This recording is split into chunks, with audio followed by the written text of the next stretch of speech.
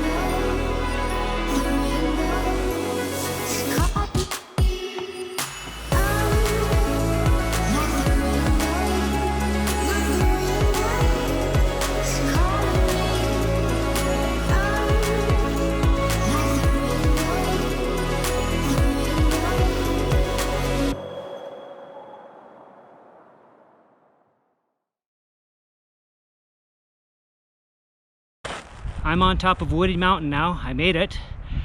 This summit has a lookout tower and a locked restroom and some sort of Forest Service outhouse of some sort, and a lot of snow on top. The wind is blowing.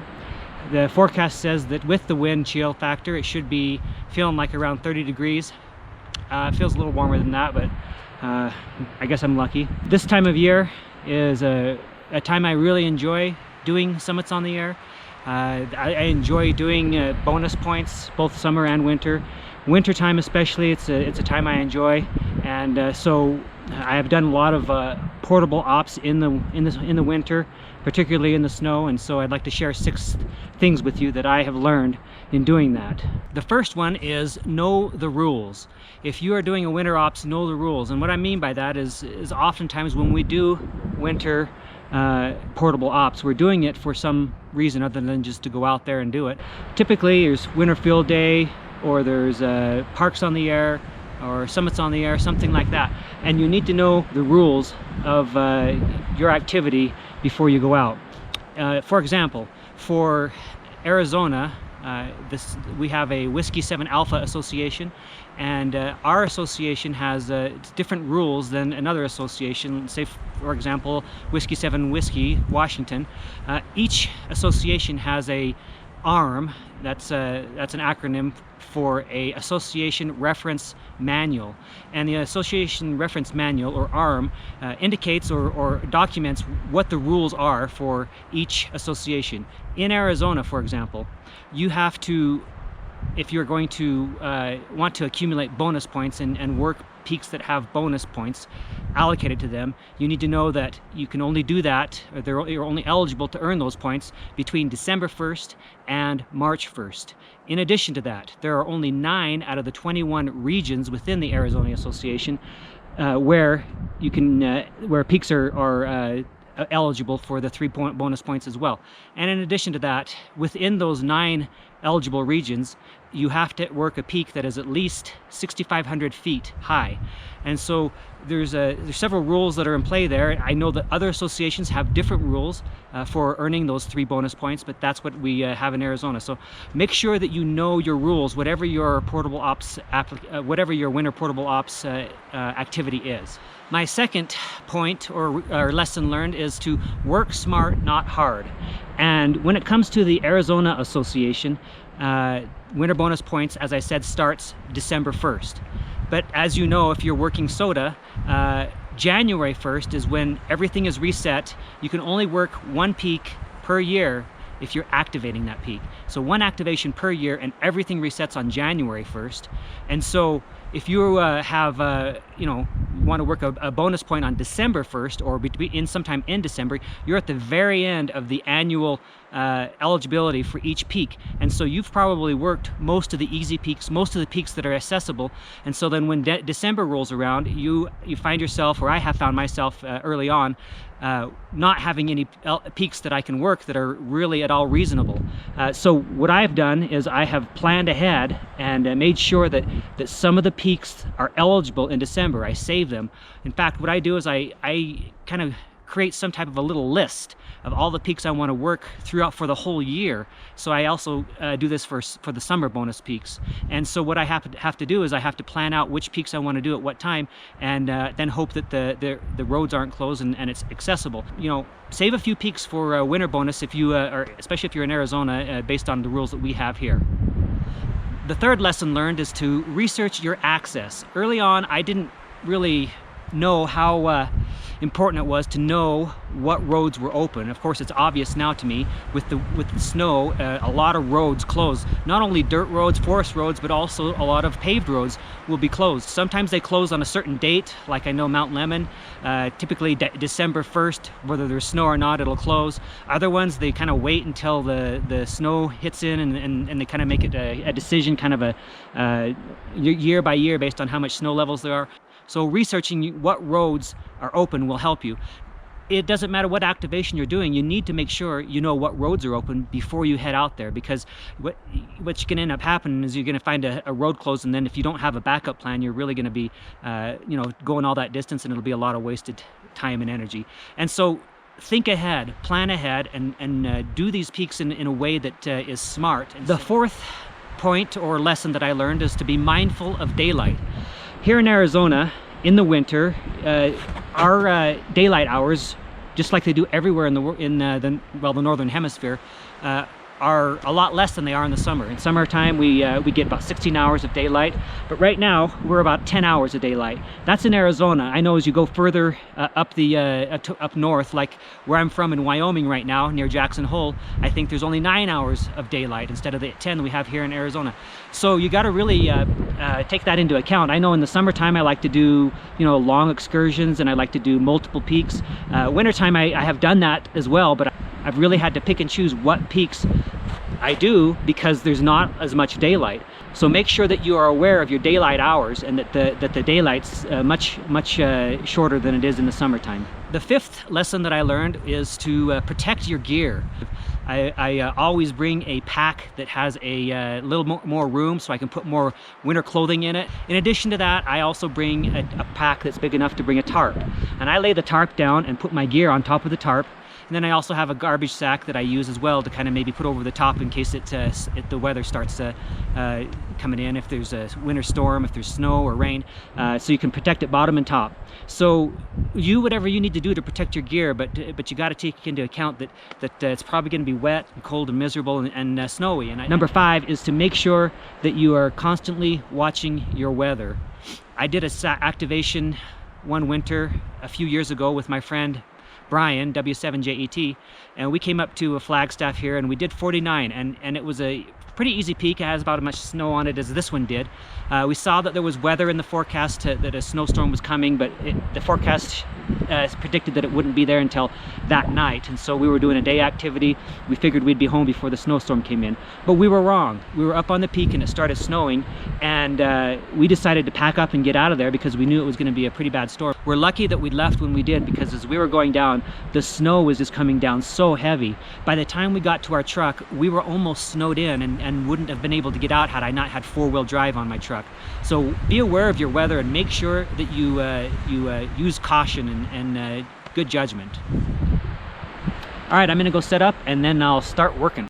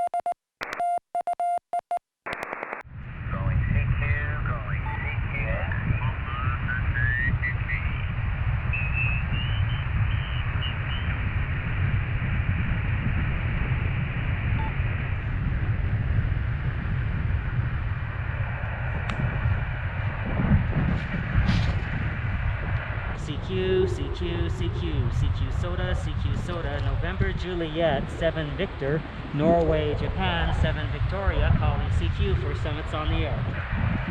November Sierra, 7 Papa. November Sierra, 7 Papa, copy 59. 2059, you're 55, 55, Roger, thank you for the 55, 73. CQ, CQ, CQ, CQ Soda, November Juliet, 7 Victor, calling CQ.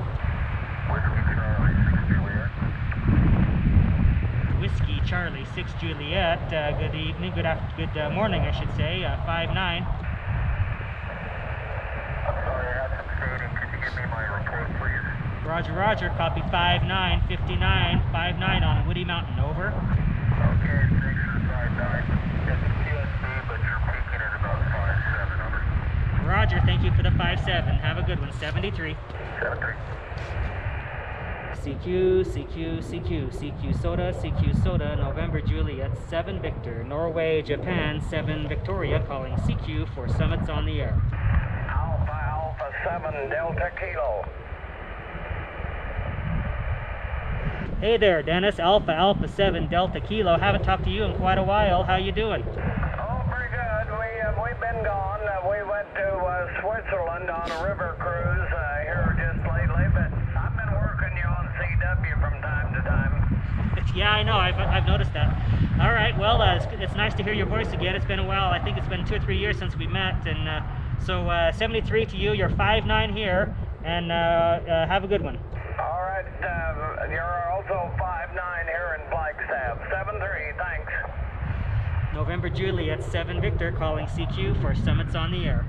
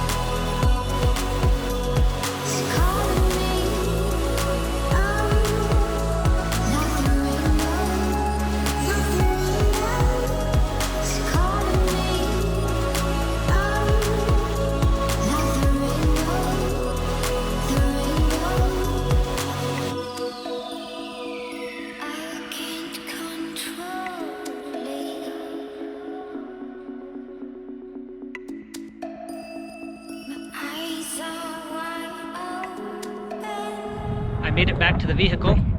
I had a great, successful activation. Hiked about 2 miles to the top of Woody Mountain.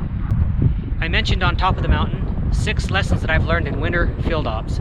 They are: 1, to know the rules; 2, work smart, not hard; 3, research your access to your peaks; 4, be mindful of daylight hours; and 5, protect your gear; and 6, watch the weather.